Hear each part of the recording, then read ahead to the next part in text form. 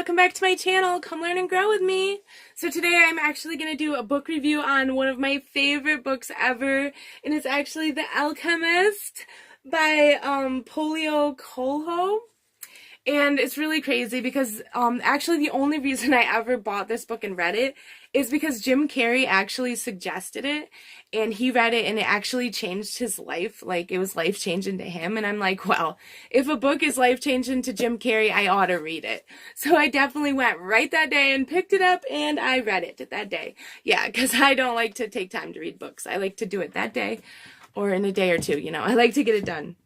And know all the knowledge that's in it as soon as possible because it excites me so much. I just can't put it down when I start. And this book was one of those books that I literally could not put down. Like, it was so intriguing. And it's about this guy, and he goes on his own life journey, and he ends up going across the desert with a bunch of people. And they actually end up meeting an alchemist. And I'm actually going to read the back to you real quick of the book. It says, "To realize one's destiny is a person's only obligation. Sorry. To realize one's destiny is a person's only obligation." There we go. Which is so true. So anyway, this guy, he goes through the desert, and he is on his life journey, and he's learning all the things he needs to learn about life, and they end up meeting an alchemist who actually can turn iron into gold. And it's really awesome, and he learns so much. He ends up meeting his soulmate during the time, but he can't be with her until he's done with his mission. And it's a really great book. It's definitely a life-changing story.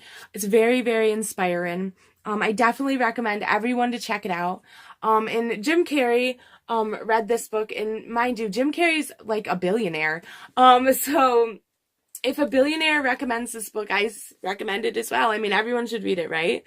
And Jim Carrey, actually, the one thing I do love about his story the most is he actually had this magic check that before he became famous ever, made any money from acting and stuff, he actually carried this magic check in his wallet.